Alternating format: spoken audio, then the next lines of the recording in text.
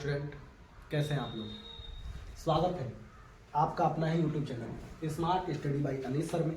आज हम लेके आए हैं क्लास 10 के लिए सब्जेक्ट मैथ का पहला चैप्टर वास्तविक संख्या यानी रियल नंबर।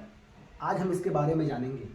तो ये क्वेश्चन पहला इसमें देखेंगे कि अभाज्य गुणनखंड विधि द्वारा संख्याओं 96 और 404 का मौसा ज्ञात कीजिए और फिर उसका लौसा ज्ञात कीजिए।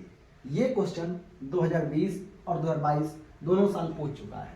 तो इसका हल हम जानेंगे ये कि अभाज्य गुणनखंड विधि द्वारा संख्याओं 96 और 404 का मौसा पहले ज्ञात करें। तो हल जानेंगे 96 और 404 का क्या कह रहा है, मौसा कह रहा है। तो सबसे पहले हम इधर साइड में क्या करें, 96 का जब हम गुणनखंड करते हैं बच्चों तो ये कितने बार में आएगा, 2 चौक 8, 2 8 16 यानी 48 बार में कट रहा है।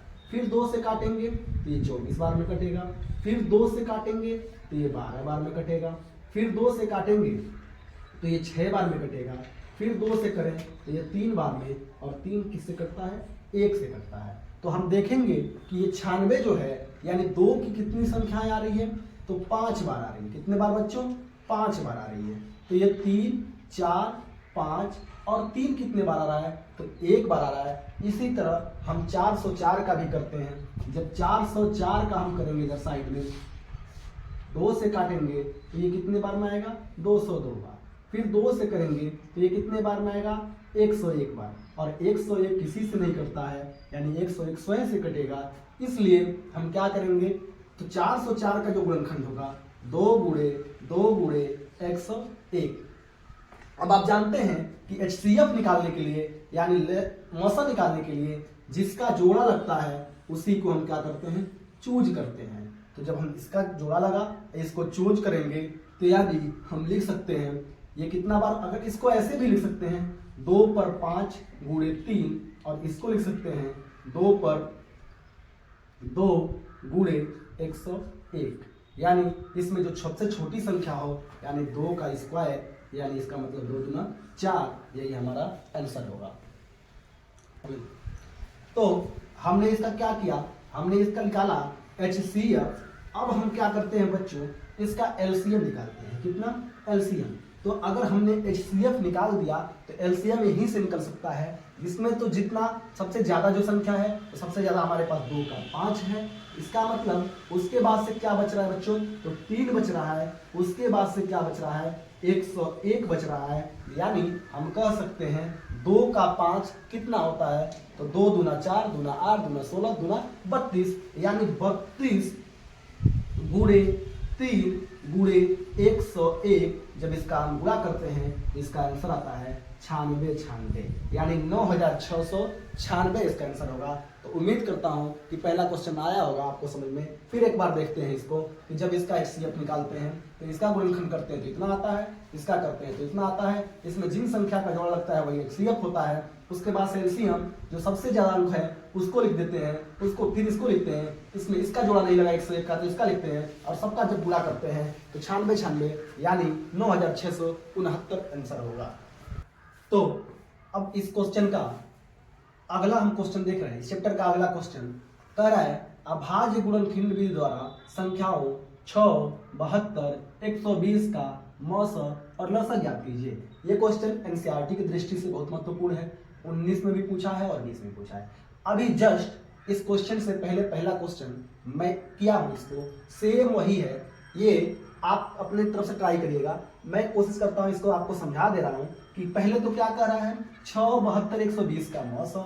तो लिखते हैं 6, फिर लिखते हैं 72, फिर लिखते हैं 120। अब इसका मौसा प्राप्त करने के लिए कह रहा है तो 6 का गुणनखंड करेंगे तो क्या मिलेगा, 2 गुणे 3। 72 का जब हम गुणनखंड करते हैं तो ये क्या होगा, 2 से करेंगे तो 36, 2 से करेंगे तो 18, फिर 2 से करेंगे तो 9, फिर क्या होगा 3 से करेंगे तो 3, फिर 3 से करेंगे तो क्या होगा 1 मिलेगा। यानी 2 कितना बार आ रहा है, तो 3 बार आ रहा है। उसके बाद फिर 3 कितना बार आ रहा है बाबू, तो 2 आ रहा है 2 बार। इसको हम ऐसे लिख सकते हैं 2 पर 3 गुणे 3 पर 2। अब इस 120 का हम जब गुणनखंड करेंगे तो 120 का गुणनखंड करते हैं तो 2 से करेंगे तो 60, फिर 2 से करेंगे तो 30, फिर 2 से करेंगे तो 15, फिर 3 से करेंगे तो 5 और 5 से करेंगे तो 1। तो अब 120 का जब हमने गुणनखंड किया तो हमको मिला 2 गुणे 2 गुणे 2 गुणे 3 गुणे 5। इसका मतलब 2 कितना बार है, तो 2 3 बार है, उसके बाद से 3 गुणे 5। अब कितना का जोड़ा लग रहा है इसमें, तो एक 2 का जोड़ा लग रहा है और एक 3 का जोड़ा लग रहा है। तो इधर हम लिखते हैं HCF बराबर 2 गुणे 3, इसका मतलब ये 6। HCF हमारा कितना आ गया बाबू, 6।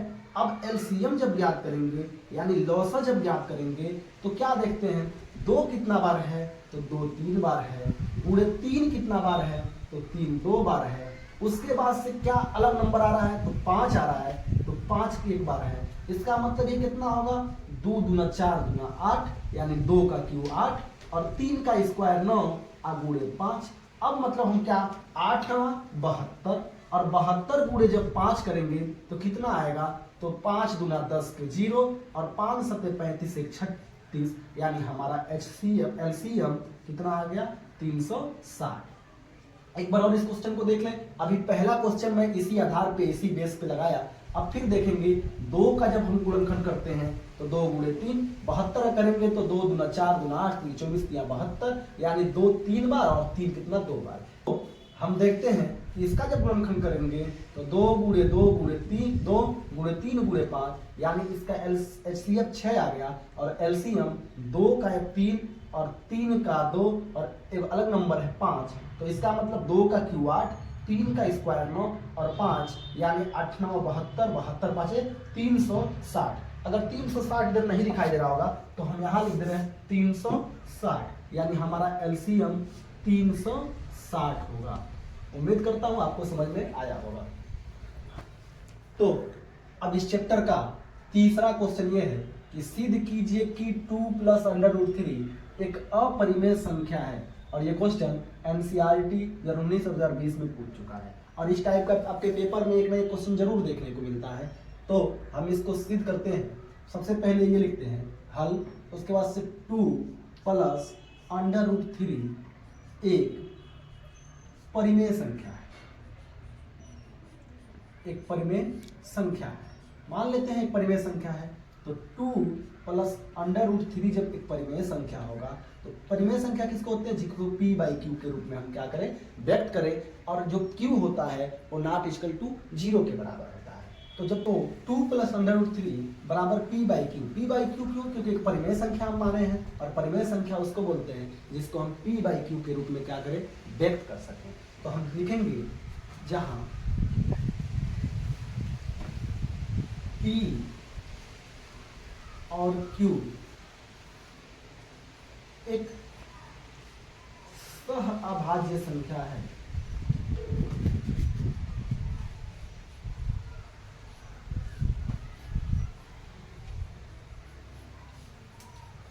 और Q ≠ 0। अब तो Q जब ≠ 0 हो जाएगा तो हम क्या करेंगे, यहाँ पर 2 + √3 बराबर P/Q जब था तो हम क्या करें, √3 बराबर P/Q और ये प्लस में है, इधर आएगा तो क्या होगा, 2 प्लस में माइनस में होगा। तो जैसा आपने देखा कि सिद्ध कीजिए कि 2 + √3 एक अपरिमेय संख्या है। NCERT 2019 और 2020 में पूछ चुका है। तो हम इसका हल जानते हैं। 2 + √3 एक अपरिमेय संख्या है और जब परिमेय संख्या होगा 2 + √3 तो परिमेय संख्या को हम P/Q के रूप में व्यक्त करते हैं, क्योंकि P/Q परिमेय संख्या का मतलब होता है वे संख्याएं जो P/Q के रूप में हो और जो Q होता है ये ≠ 0 के बराबर हो। तो जब ≠ 0 होगा यानी 2 + √3 P/Q परिमेय संख्या के रूप में हो जाएगा। √3 को यही हम रखते हैं और P/Q है ये प्लस में है, = इधर जाता है तो माइनस में हो जाता है, यानी प्लस में था तो -2। अब √3 बराबर जब इसका नीचा LCM हम देंगे तो यहाँ से इसका गुणा कर देंगे हम तो P - 2Q हो जाएगा। क्या होगा, यहाँ से इसका गुणा करेंगे तो P 2Q हो जाएगा। अब नीचे क्या होगा, Q होगा। अब जहाँ क्या है, यहाँ P Q पूर्णांक है और p माइनस टू क्यू अपान क्यू एक परिमेय संख्या है, अर्थात √3 क्या होगा, एक परिमेय संख्या होगा। परंतु यहाँ विरोधाभास है कि √3 क्या है, एक अपरिमेय संख्या है, इसलिए 2 प्लस √3 एक अपरिमेय संख्या होगा। ठीक है, चौथा क्वेश्चन, सिद्ध कीजिए कि √2 एक परिमेय संख्या नहीं है। और ये क्वेश्चन 2019, 20, 22 और एनसीईआरटी में भी पूछ चुका है। तो इस तरह का क्वेश्चन आपके पेपर में एक न एक जरूर आता है और लॉन्ग क्वेश्चन के रूप में आता है, इसलिए ये बार बार क्वेश्चन आ रहा है। अभी एक क्वेश्चन इसी तरह का हम सेम इसका हल किए हैं, इसका भी हल देखते हैं। इसी कीजिए कि √2 एक परिमेय संख्या है, तो सबसे पहले हम ये मानते हैं कि √2 एक परिमेय संख्या है। क्या है बच्चों, एक परिमेय संख्या है। और जब परिमेय संख्या होगा तो ये p/q के रूप में होगा। तो √2 बराबर, यानी परिमेय संख्या है तो p/q के रूप में होगा, जहां p और q सह अभाज्य संख्या है, सह अभाज्य संख्या है। तो सिद्ध कीजिए कि √2 एक परिमेय संख्या नहीं है। और परिमेय संख्या नहीं है तो हल जानते हैं, √2 एक परिमेय संख्या है, यानी परिमेय संख्या है जब, तो इसको हम p/q के रूप में लिख सकते हैं। मैं पहले क्वेश्चन बताया था कि परिमेय संख्या को p/q के रूप में व्यक्त करते हैं, तो हमने p/q के रूप में लिखा। जहां p और q सअभाज्य संख्या है, q नॉट इक्वल टू 0।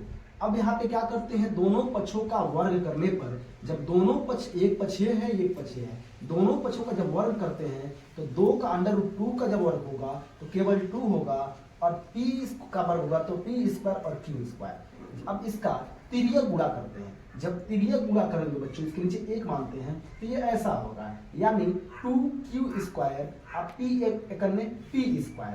इसका मतलब ये है कि 2 क्या है, p² को विभाजित करता है। जब 2p² को विभाजित करता है, इसलिए 2q को भी विभाजित करेगा। इसलिए यह विरोधाभास होता है कि pq सअभाज्य संख्या है, यानी जब सहअभाज्य संख्या है तो ये क्या है, ये √2 एक अपरिमेय संख्या है, और जब अपरिमेय संख्या है तो ये परिमेय संख्या कभी नहीं होगा। और परिमेय संख्या नहीं होगा। उम्मीद करता हूं आपको ये क्वेश्चन समझ में आया होगा। का ये लास्ट क्वेश्चन होगा, प्रश्न 5, सिद्ध कीजिए कि √3 एक अपरिमेय संख्या है। ये भी एनसीईआरटी 19, 20 और 22 में पूछ चुका है। तो अभी सेम का क्वेश्चन, इसके पहला क्वेश्चन यानी चौथा क्वेश्चन हमने किया कि सिद्ध कीजिए कि √2 एक अपरिमेय संख्या है। तो जब √2, यानी क्वेश्चन सेम रहेगा बच्चों, यानी जहां जहां √2 था वहां वहां हम बस क्या करेंगे, √3 रख देंगे। तो ये मैं आपके लिए होमवर्क में ये दे रहा हूं। ईमानदारी के साथ आप इस क्वेश्चन को करेंगे, जहां केवल √2 था वहां आपको केवल √2 रख देना है। अब ये इस चैप्टर को हम समाप्त करते हैं यहीं पर। बार बार हम कहते हैं कि देखिए, पूरी ईमानदारी के साथ अभी आप लग जाइए, अभी भी आपके पेपर में 17-18 दिन है, पूरी अपने ताकत को लगा दीजिए, आपका परिणाम अच्छा आएगा। ये भी आपके पास 18 दिन टाइम है, अपने जितने आपके शरीर में रक्त है, जितना खून है, वो सारा पावर आप अपनी पढ़ाई पे लगाइए। हम अगले दिन यानी संडे को 4/2 को, संडे को लाइव क्लास के साथ, लाइव क्लास में 10 बजे यानी 10 AM पर हम मिलते हैं।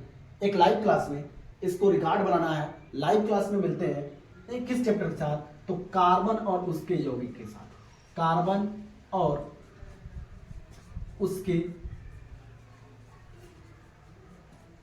यौगिक के साथ। ये हम 3 चैप्टर अभी तक साइंस का पूरा करा चुके हैं। ऑब्जेक्टिव क्वेश्चन से लेकर जितने मोस्ट इंपोर्टेंट हैं उसको करा चुका हूं।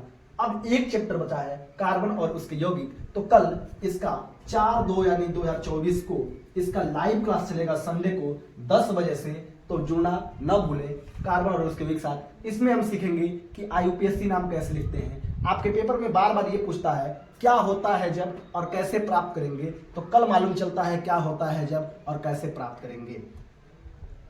थैंक यू, धन्यवाद।